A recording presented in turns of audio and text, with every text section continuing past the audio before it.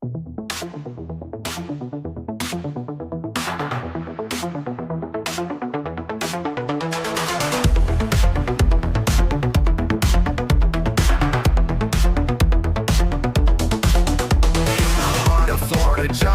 and Tom stand tall, discussing corruption, answering the call. Osceola's whispers, the truth we unveil. With each podcast episode, we set sail. Unsanctioned voices, we won't be ignored. Taking through lies, we strike a chord. Unsanctioned truth, we're here for the fight. John and Tom shining through the night. With every debate, we're raising the stakes, taking down villains for justice's sake.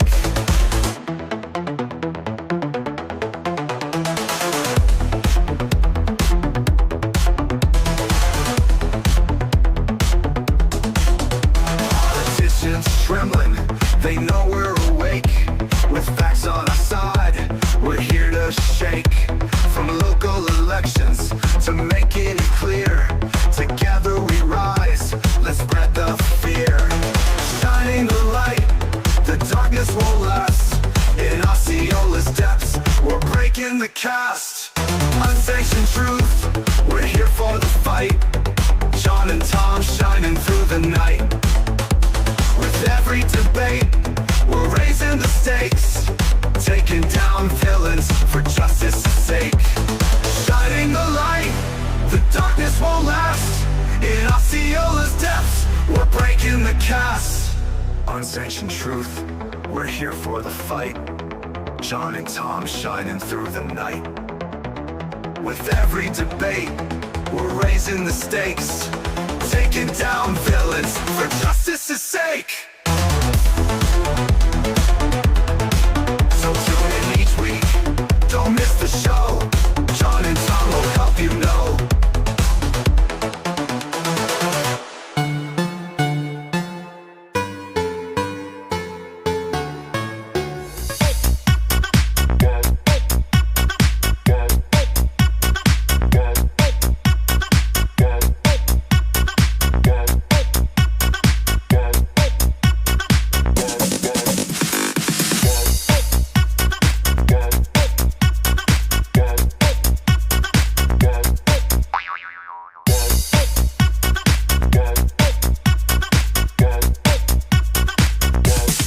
You can get some.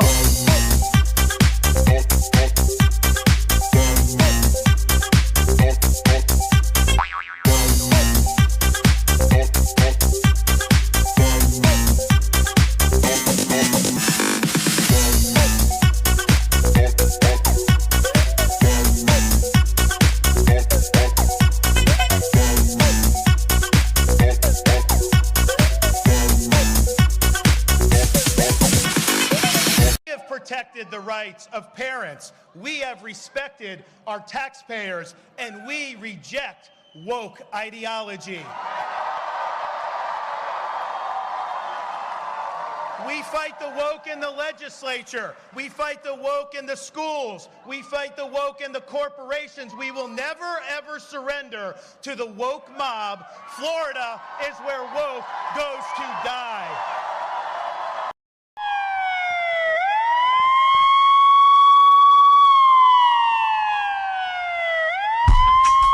Welcome to Unsanctioned.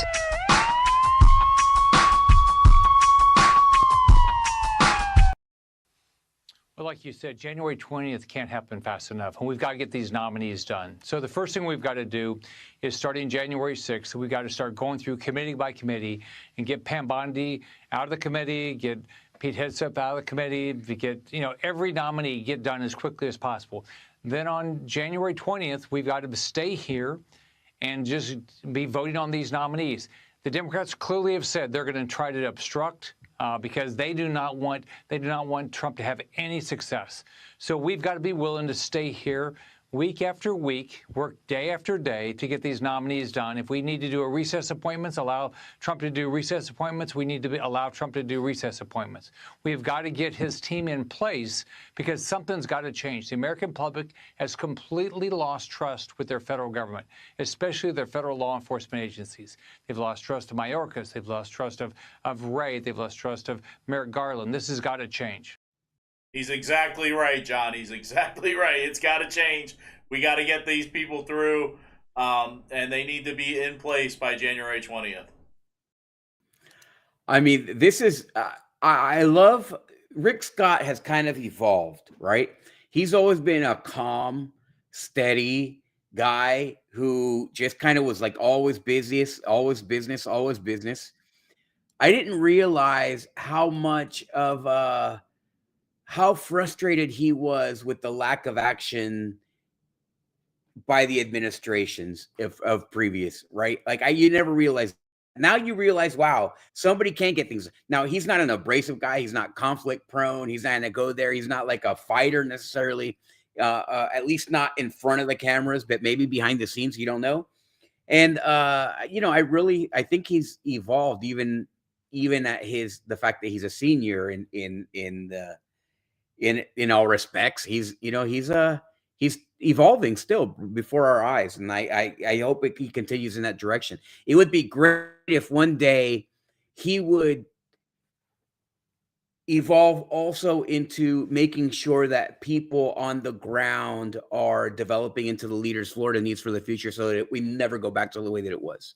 That would be like the final Rick Scott evolution into a truly great Florida leader, because he was a good governor. He's a good senator, but if he were really to be great, it would be because he created the environment in Florida to get rid of the rhinos and get rid of the establishment and to bring up a new wave of leaders who are going to fight for our country the way people should be. And you have a point, John. I mean, we could definitely use his help right now with what's going on in the state of Florida, what's going on with this so-called War of the Elephants, which is not really a War of the Elephants. It's America First, MAGA Republicans versus the rhinos in Tallahassee. And once again, I want to say a great speech to the governor. I mean, the governor, when he comes out like that with the fire, he comes out hard. But you know what? Where is he right now? Where is he? Why is he not stepping in and stopping what Evan Power is doing, dividing the Republicans in the state of Florida? We need the governor to step in if he's not the one, leading the charge. But we need him to step in. We need our great Senator Rick Scott to step in. We need our state representatives to step in. We need Anna Paulina Luna to step in. We need Byron Donalds to step in. We need Corey Mills to step in. We need all these people to step in, put this to an end, stop this stuff because it's ridiculous. And we will have a special on the War of the Elephants, an update coming right here from Osceola County that's going to be airing later on. But yeah, John, love Rick Scott. We need his help. We need his help down here on the ground. Yeah, we could use his help. And I agree with you. The governor's speech, that was a great speech. At least that portion of it was really good. And his speeches have been good. And that's the governor, I think, that everybody loves, right? That's the governor that everybody loves. What we don't love is the silence. It's easy to take a stage and make a great speech. It's a whole other thing. And to his credit, he's also been a very conservative governor. Don't get me wrong. His policies have been conservative. Absolutely. He's far more conservative than our legislature. But it's one thing to talk about woke comes to Florida to die. But he let me die on the school board while I was fighting the woke, right? I mean, he didn't do anything. He didn't step in there. He didn't step in and make sure that we converted this. Instead, he helped his people, right? His establishment friends, Fred Hawkins, Ricky Booth, those guys, he helped them to maintain control over Osceola County, which is, his woke wife in the legislature and his woke friends on the school board. And I mean, not his Ron DeSantis, his Ricky Booth, right? And Fred Hawkins. And so, I mean, if it came here to die, why is he letting it survive in Osceola County? Because woke is the name of the game. And right now, we have a county commissioner that's building a 50-foot statue to the false god of gay pride. And what is he doing there? Talk about woke. That's $250,000 that they're spending of our taxpayer money. That's malfeasance. And this thing mocks So I don't know. Christianity, by the way. Yeah, it mocks Christianity. It's in the shape of a fish, intentional. Don't tell me that it's not intentional. It's absolutely intentional. It's an attack on Christianity, and we're allowing that to happen. Look at the chaplain program. The chaplain program just died on the school board. I was fighting for that chaplain program for months and months and months and months. Since the day that he announced it, I've been fighting. He announced it here in Osceola County. I fought for that chaplain program here, and he let it die because he didn't get involved. So, I mean, it's one thing to make a speech on a stage. It's a whole other thing to not let it be true. And some of these races where he has gotten in, right? I know a lot of the simps, like you say, Tom, these people that are like DeSantis, no matter what, he never makes a mistake. He every golf swing is a hole in one.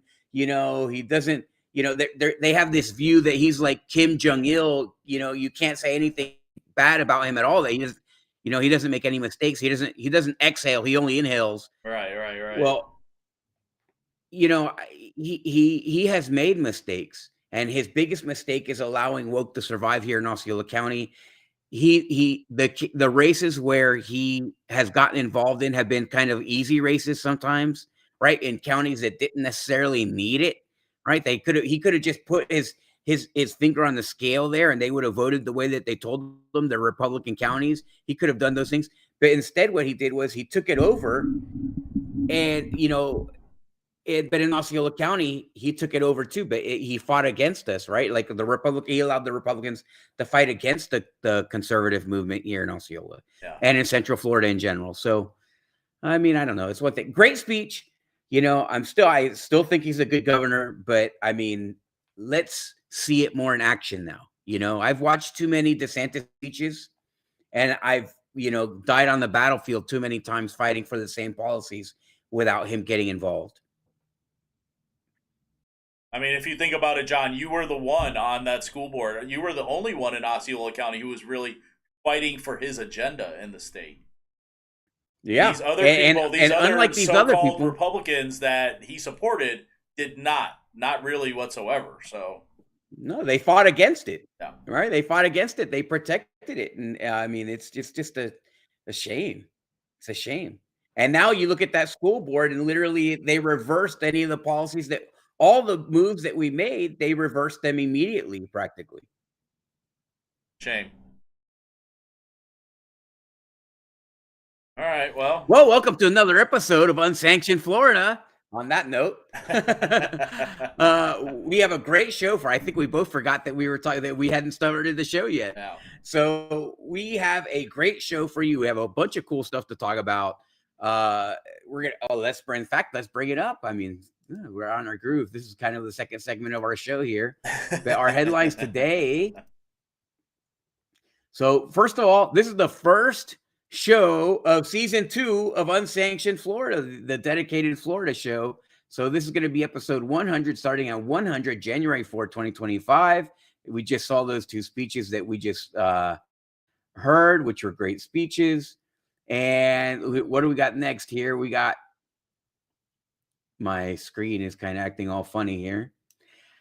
Representative Hillary Castle, on the West Coast, takes a leadership spot on the insurance committee in the House. This is the Democrat who recently switched from Democrat to Republican. The Republicans acted like that was a great big deal, great thing for the party.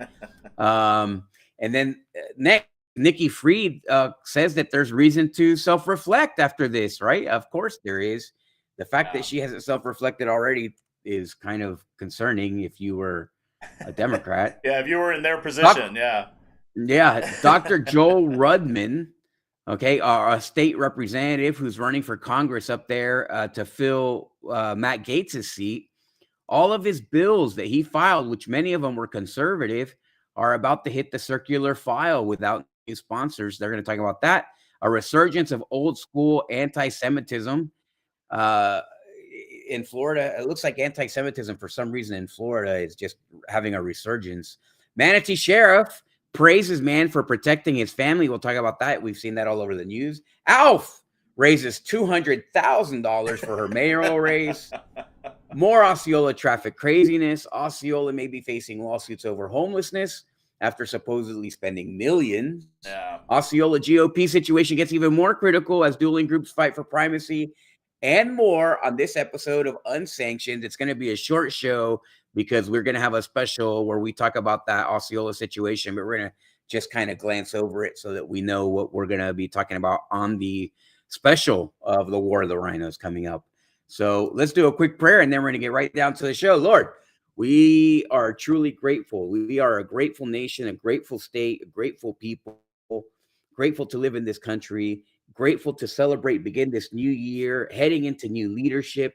We're already seeing the consequences of Trump's leadership, and we are truly appreciative for those new changes that we're about to head into. We hope that all of these things please you. We hope that we become a better country, a country that puts you first, and that we start to behave as citizens who have an appreciation for where our rights come from on a daily basis. In your son's name, Jesus Christ, amen. Amen. Let's take a look at the state of Florida, John.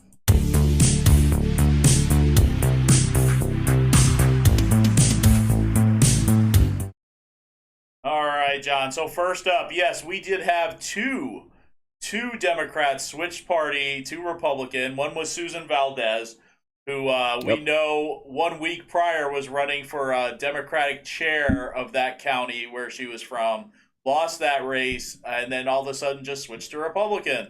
And all the Republicans in Tallahassee were cheering that. Now we have Hillary Cassell. Now, this situation's a little bit different. I don't know why that came up as the scroll, but anyway. Cassell. Representative Cassell. Anyway, I am so out of order, but anyway. she did we had a rough morning. Yeah, we had a rough morning. She did come out on Fox News, and she talked a little bit about why she switched. Here it is. Cassell. Representative Cassell, your decision follows Susan Valdez. She's the state representative in my area in Tampa, Florida.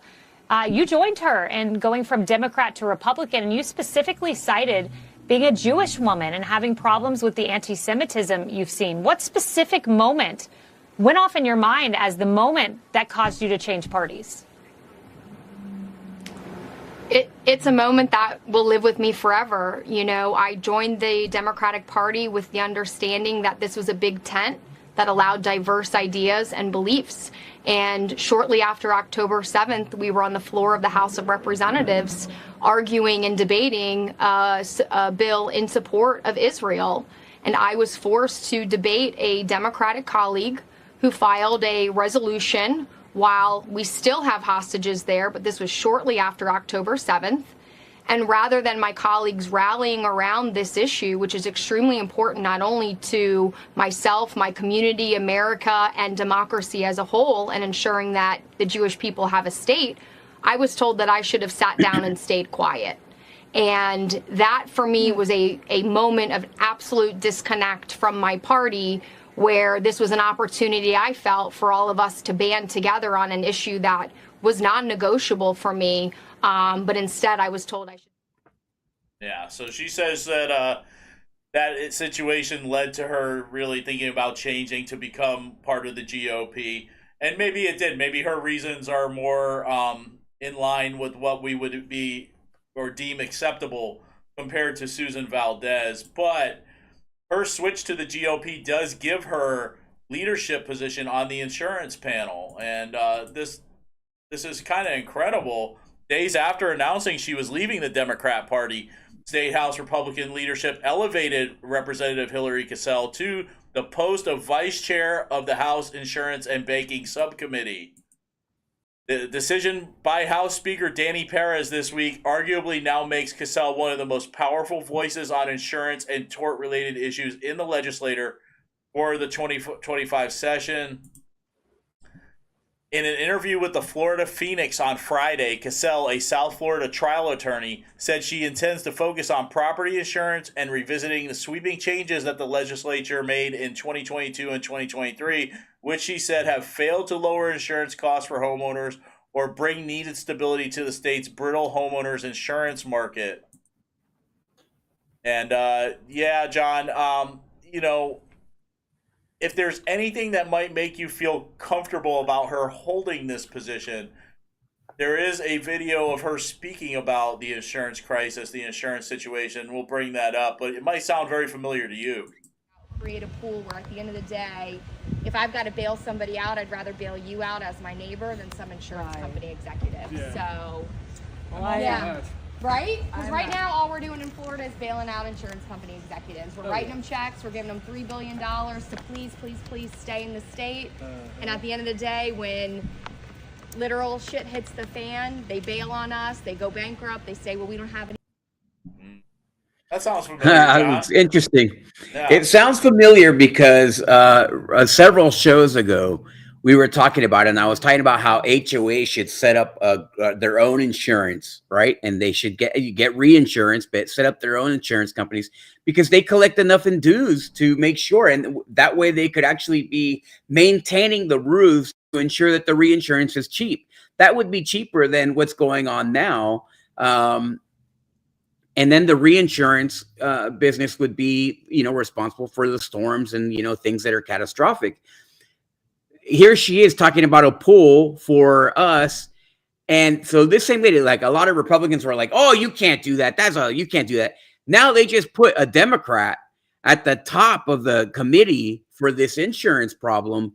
And she's talking about the same ideas that I was saying that might help us resolve and be able to cost effectively deal with our insurance problem. So maybe she's got good ideas. I sure like my ideas. But at the same time, why is it that the Republicans didn't have one person that can't come up with a idea on how to resolve this problem? And she obviously switched out of a negotiation to get the chair. She did not get it. It wasn't like, oh, you know what? Oh, we got this lady over here who just switched. Let's put her in that. No, this was all a negotiation. Nothing in Tallahassee happens by accident. Everything happens the way by design, essentially, and the way that things are planned. And so that's obviously why they brought her on board as a Republican, to make the Democrats look bad. They didn't need to, because the Democrats look bad on their own on a constant basis. But I mean, do you think that maybe they brought her in because they couldn't find not one Republican representative that would go up against the insurance industry? I don't know. I think that might be, I don't think so. I think that really what it is, they wanted her, for her on her side. I think that she thinks that a Republican would win the next re-election, right? A Republican would win re-election in that seat, and she thought it would be easier to win as a Republican, right? It could also have to do with the fact that Democrats are a bunch of elitists and racists, and anti-Semites. We've seen evidence of that in the past. Yeah. And I don't know that it wouldn't be one Republican that wouldn't go against the insurance company. Certainly there are some good state reps that might do that if that was their task, but everything in Tallahassee happens by design. So you got to wonder why Danny Perez is not having someone take the lead on that. If that's what they wanted, they would have done that. Yeah, I agree, John. Well, all these defections that are happening in the state with Democrats has caused the Democrat chair, Nikki Fried, to call on leadership for self-reflection. I got to think about what's happening, what's going on here for them, because they are so down in the dumps. Nothing is going right for them. And she cited a need for some introspection last week as a second House Democrat defected to the Republican Party. With the GOP already holding supermajorities in the State House and Senate, all statewide offices, and a growing lead in voter registration, Fried responded to the exit of Representative Hillary Cassell of Dania Beach by calling for leadership and self-reflection. Representative Cassell's decision to change parties is deeply disappointing, but we cannot afford to turn our backs on Floridians, she said in a statement. Florida Democrats face an uphill battle, but that doesn't mean we give up. There are nearly 4.5 million Democrats in our state and millions more who believe in our values. They are counting on us to continue fighting for them to create a state that is truly free and affordable for all. And that's exactly what we're going to do. But what else is she going to say, John? I mean, the position that they're in right now, what else is she going to say? I think that she should say, you know what, we're going to look into our policies. We're going to start talking about policies that matter. She kind of did that when she said that they were going to talk about the economy from now on, right? Yeah. And dump all this woke crap. Well, why not? If you want to see the Democrat Party grow, they would be talking out against corruption. That's like the next thing is like a lot of the people. It's not like the economy. We knew that Trump was going to make the economy good. We don't think that the state legislators are going to drive the economy. Nobody believes that. So why do people vote for the state legislators? Because of your living conditions. And right now, what's impacting our lives on a local level, with whether it's development, whether it's traffic, whether it's whatever, it's corruption. It's the relationships that the lobbyists have with our state legislators. It's the relationships that the vendors have with lobbyists that have with our state legislators. This is all, these are the things that are concerning us because they deal with us every day. We're paying $20 million for a 1 mile stretch of road because the guy who builds the roads and the county commissioner are sleeping together. That's not good. No, that's what we need to resolve. Yeah. So, that's, you got to get these guys out of bed with each other and start having some free and fair governing bodies that are concerned with the return on investment of these expenditures, taxpayer expenditures for the people. Yeah. And then you'll see all of a sudden everything else get better. It's funny that recently we played a video where Nikki Fried was talking about the insurance crisis and the economy. And, it's got to really burn her that this representative switched over to the Republican Party and her sole focus is the insurance crisis. So let's see what happens, John. Let's see what happens. Yeah. One state representative who can't be too happy right now, and I'm not too happy because some of his legislation was really good. Dr. Joel Rudman, all his bills got tossed out. And like you said earlier, he is running for Matt Gaetz' seat now. He had to resign effectively. These 7 pieces of legislation sponsored by Representative Joel Rudman were withdrawn on Thursday after the Navarre Republican exited the state house amid a run for that congressional seat. Rudman resigned effective Wednesday from the House as he seeks to succeed former U.S. Rep. Matt Gaetz in Congressional District 1. That primary will be held on January 28th with the general election on April 1st. And with some of the Democrats running for that seat, John, it's actually ironic that that's the date of that election. Though he was leaving the legislature, Rudman filed 6 bills and a proposed constitutional amendment. Perhaps the highest profile bill, HB 31, would have allowed people to openly carry firearms in Florida. That's a great one. He also filed a bill, HB 79, on Monday that would increase the penalties for animal cruelty from a first-degree misdemeanor to a third-degree felony if the person commits the crime during a declared state of emergency. He also filed a bill in recent days to stop ghost candidates from being included on ballots. Ghost candidates are loosely defined as those who sign up to seek an office as a write-in, thereby avoiding qualifying fees, who don't receive or spend campaign contributions, do little or no campaigning, and accomplish nothing by their presence in the race other than turning an otherwise open primary into one in which only members of a single party can vote. Each of the proposals can be filed by other lawmakers before the annual legislative session, which will start on March 4th.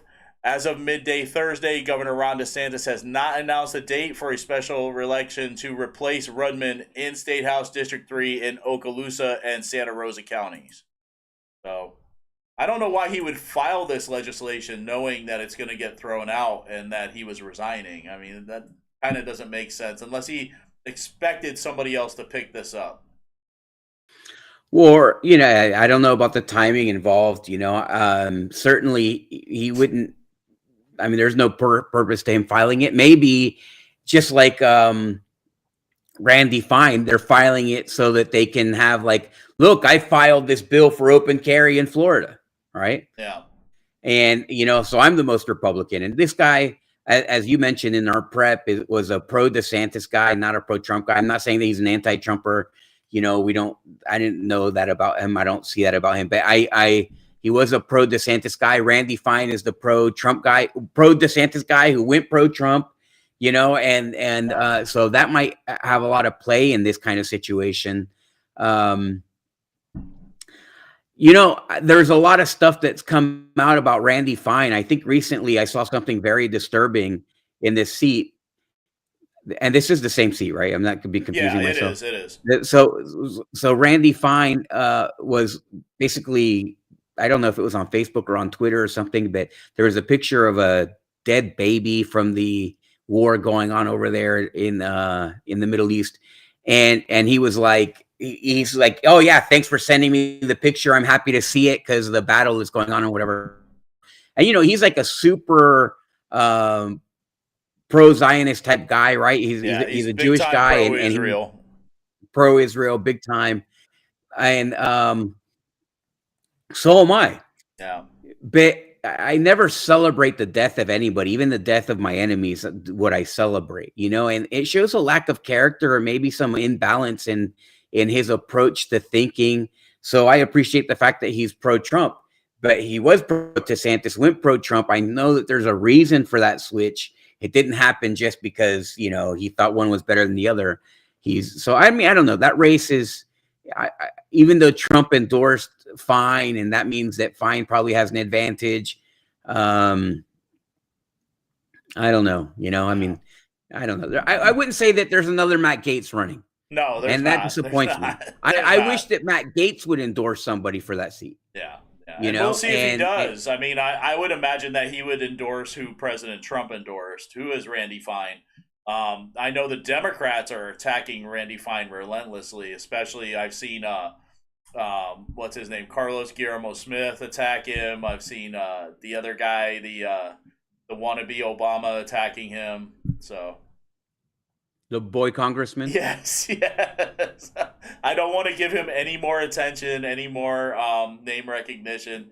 He's got enough of it from Democrat circles. He doesn't need it from us. But anyway. Yeah. Up in Tallahassee, John, the FBI says it disrupted an alleged plot against major U.S. pro-Israel organization offices. Here's the story. Chilling charges this evening for a Gainesville man related to an alleged threat to attack a pro-Israel group. 26-year-old Forrest Pemberton faces federal stalking charges. Prosecutors say he had the intention of, quote, killing, injuring, harassing, and intimidating. Officials say he went to Plantation to scout the local offices of the America-Israel Public Affairs Committee. They say he tried to return later with 3 concealed weapons, intending to target people who worked there. The FBI tracked him down in Tallahassee, where they arrested him on the first day. A nut job. Yep.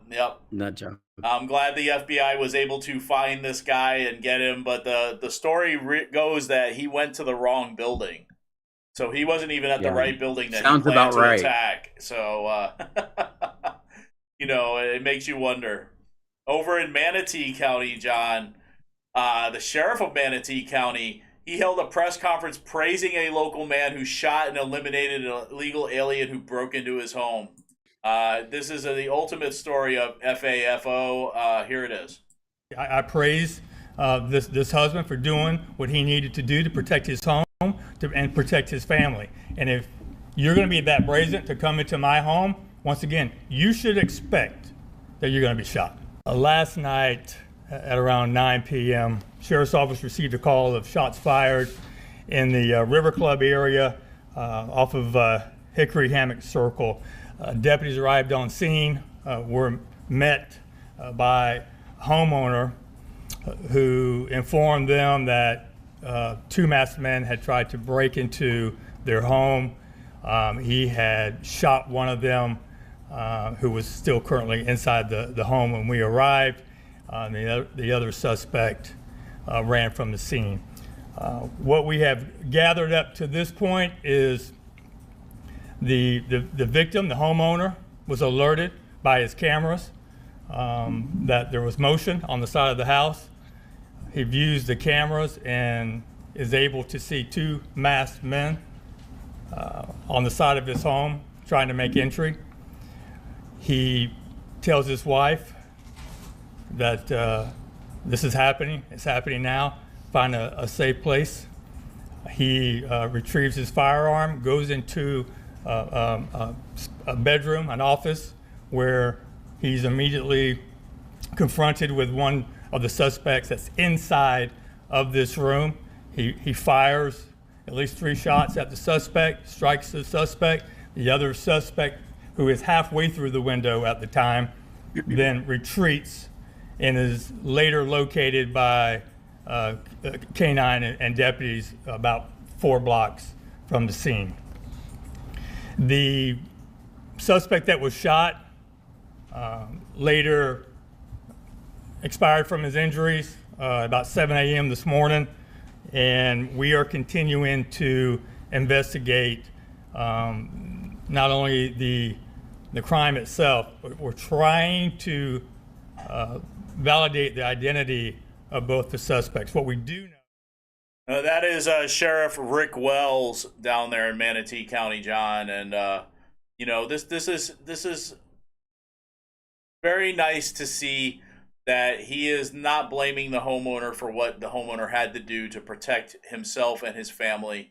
And I think we're seeing that from more sheriffs across the state, being more in the Grady Judd mold, you know what I mean? And not any of these liberal sheriffs that would arrest you for doing this, you'd see in other states. Well, certainly this isn't New York, right? I mean, where like Daniel Penny would get charged with murder for defending people on a train, and then right afterward, we see a flood of videos coming out with people being harassed on trains, set on fire in trains. You know, I mean, and this is somebody's home. Here's the thing: your home in the United States specifically. Your home should not be the only place that you're safe. You should be safe from home to work to wherever you want to go, back to home. Your entire daily life should be safe of criminals. And if you have to enforce the castle doctrine, which means that you don't have to back away and you need to put somebody out of their misery, then so be it. I'm glad you're 100% right, where I'm glad that this guy came out and made a statement. If you break into somebody's home, you should expect to get shot. Yeah, absolutely. And that's 100% true. If you break into somebody's home, I would go a little bit further, and I would say, if you harass somebody on the street, if you try to rob somebody on the street, if you try to put violence on anyone else, then you should expect to get shot in Florida. Yeah. So, you know, the best way to not get shot is to make sure that you're being a good person, minding your own, you know, P's and Q's, and don't get in anybody's face.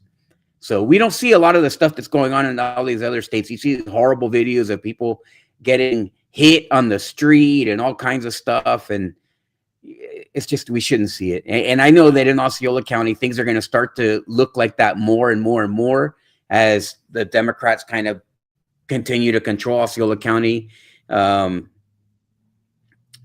know, I wish that, you know, they would put an end to it here in Osceola County. Absolutely, John. Absolutely. And you see these horrifying stories that are happening in New York City, especially in the subway system there. And it's just, we see that as the future that's coming to Osceola County, because they just keep building these homes. They keep building, people keep coming, and slowly but surely we are turning into one of those areas. And as long as we are run here in Osceola County by Democrats, by liberals, we're going to see that stuff and by the here. Establishment. Yeah. And here's the thing. This is go ahead, Tom. No, you go ahead. This is a big Hispanic community too, right? So where do you think a lot of these illegal migrants, when they get settled in, when they're running, where are they going to go to? They're going to come to Osceola County. They're going to come to Central Florida, right? And when they come to Central Florida, it's going to worsen things. It's going to worsen the economy of Central Florida. We have a county commission and an establishment here locally that doesn't allow for economics to be developed before they build these houses and build more of these rental places and so on. So they're depressing the economy. They're going to create desperation. Crime is going to go up, and it's going to be all their fault. It's going to be by design through their mistakes. You know, they intentionally are trying to suck all the money and value and resources out of Osceola County for themselves. And the byproduct of that is the sludge of any other kind of manufacturing process, you know, where you have nothing but leftovers. That is going to create a very crime ridden county, and the county commissioners are directly to blame for that. It's things are not good. Things are coming to Osceola County. Yeah, absolutely. It's coming. It's coming. And not a promising sign is what's happening in Orlando, John. We talked about this on the last show.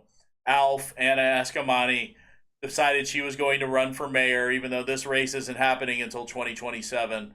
And wouldn't you know, already she has raised $200,000 after announcing her bid for Orlando mayor. $200,000. There she is. There's Alf. Um, she says that these campaign donations came from 300 donors, 95% of whom are from the region. Now, who they are from the region, who knows? Who has enough to donate $200,000 to Anna Eskamani? But she did put this out on X. She said, "Thank you to all of our founding donors. Wasn't easy to raise during the holidays. So for every person who picked up the phone, took a meeting with me, responded back to a text, and opened up an email or click that donate button, thank you." You got to figure that these are special interests, especially on the left, special interests that are donating to this woman and giving her $200,000. The truth be told, John, how does anybody have a chance when you have that kind of money in a mayor's race? I mean, really. I mean, there's no way these are not like small donors. I guarantee you that these are um, big donors and lobbyists. Of course, you're gonna have some freaks, some Democrat freaks that they want to chemically castrate every child that they can get their hands on. But by and large, I'm sure that this is going to be lobbyists and Tallahassee special interests and stuff like that. I mean, it's easy to find out. It's not like it's going to be hard, but Yeah. Well, that's Anna Eskamani for you. I'm hoping that some Republican steps up, but I don't know how any Republican can win in Orlando. It's just a really hard place for any Republican to win. yeah, it's terrible. It's terrible. Going to take decades to get Orlando back. But anyway, so next up, we have this interesting story. This is a local story, John. St. Cloud man dies, Orange County deputy injured in collision on Florida Turnpike near Kissimmee. And this is happening more and more every day, John. We have these incidents on the Turnpike, especially at that bottleneck that comes from the 417 into Osceola County. They might as well leave an ambulance out there every single day and twice on Sunday because it's so bad. This collision occurred around 7:04 p.m. in the northbound lanes near mile marker 250. Yep, right there, north of Osceola Parkway in Kissimmee. The vehicles involved were an Orange County Sheriff's Office pickup truck and a sedan. The pickup, driven by a 31-year-old deputy from Orlando, reportedly had a mechanical issue that caused the driver to temporarily lose control, resulting in the truck rotating counterclockwise and becoming disabled across the inside lane. What they are doing right now at that turnpike entrance, it is too little, too late. Something's got to change there. Even the improvements that they're working on right now are not going to be enough. But with what's coming down the pike, which is Waterland and all these other areas that are being built south of St. Cloud, it's not enough. It's not enough. I don't know what will be, but like we've talked about before, it's going to be a huge mess here. Huge mess. I mean, they've created these messes everywhere. In Osceola County, it doesn't just have like the worst traffic, it has the most dangerous traffic in the entire state. You have very little patrolling in places like deep in Poinciana and by the turnpike, you can be on the turnpike and see nothing. You can go right through Orange County, no issue whatsoever. The moment you cross into Osceola County, it's like boom, traffic, accidents, frustration. I mean, it's not by. It's just it's really bad. I think it's hard for anybody to even understand how bad it is in Osceola County. And then you get off of the turnpike and it just continues all the way till you get to your driveway. It's truly a horrendous. This is a catastrophic thing that's going to get worse and worse and worse and worse. There's no improvement in the near future. I mean, it's these are some dangerous roads, and I think that really the sheriff. I think one of the things that one of the sheriff candidates mentioned is that we want to be putting cops fighting crime. We don't want them to be traffic cops. Yeah. And I was like, man, in Osceola County, the traffic is the crime. It's the crime against the people of Osceola County. Traffic is the crime perpetuated by the county commissioners. I mean, go arrest the county commissioners, and you'll be resolving both crime and traffic. Yeah. True. All right, John. This is interesting. This story here, and this is the final story for the Florida show. We said it was going to be a quick show. It was going to be a short show. That is because a lot of what we were talking about, we were going to include it with this show. We decided to do a separate show just on this issue, which is the War of the Elephants, which we've talked about at length, but we're going to keep doing updates on the War of the Elephants. We're going to keep putting them out there. We're going to keep this in the news. But this last story here, new Florida law can sue local leaders over homeless camping. Very interesting. People now have the power to sue local leaders for not stopping the homeless from camping in public if a report is made. This is a new provision to a Florida law that first went into effect in October, making it illegal for people to set up shelter on public property. The city, county, or municipality has 5 days to take action after receiving a written notice of the alleged violation. If it's not addressed, they then can be sued by any member of the public. Now, you brought up in show prep a very interesting question. What are they going to consider public property? Yeah. Is it only sidewalks? Right? I mean, if it's only sidewalks, then that doesn't help. I don't think that a lot of people they're trying to prevent San Francisco. But in Florida, what we have, especially in Osceola County, is we have homeless encampments. And you all have hundreds of people in a makeshift city in the middle of the woods, or empty lot even, right? So what are they considering as public in terms of it, like in public display? Does it have to be on a sidewalk?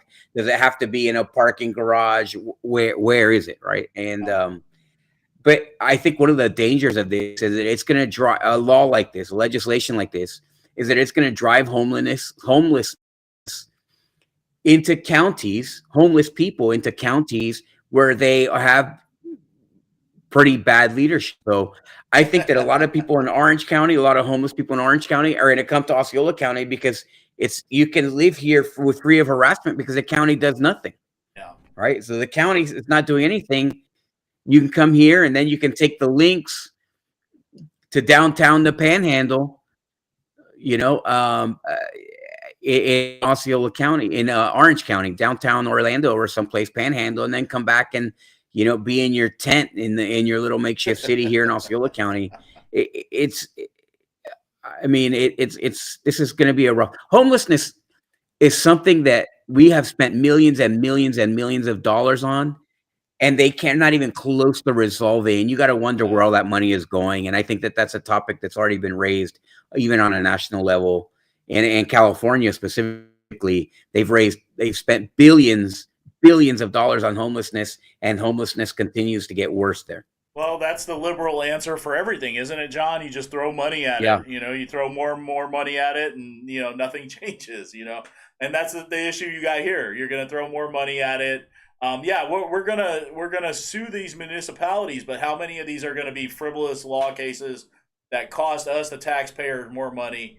I don't see. And like you said, where are they going to go? They're going to go to places where they have horrible leadership.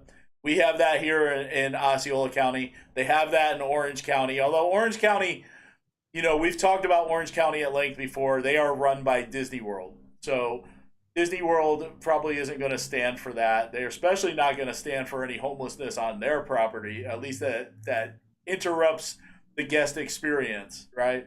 So it's going to be very interesting what happens here with that law. Anyway, that is all we have for this show, John. All right, awesome. We are going to have, as Tom mentioned, a special for Battle of the Rhinos. What's going on with the Republican Party and the fight between the FRA, RPOF, different parties. We interviewed Jim Trouts, who's the new chairman of Osceola County. They have just a disaster going on here, and hopefully Jim can fix it. They also have disaster in other parts of the counties, and we have some other interviews that are going to be published soon too. We're just thinking about how best to make sure that the most amount of people see what's going on in these specific counties. So, but they're all important stories, an important story to watch. We appreciate you watching. Last couple days ago, we had the most highly watched show that we had ever had live. And so we're just showing great numbers. Thank you. Continue to watch, and we will be with you next week. Thank you. God bless you, and we'll see you then.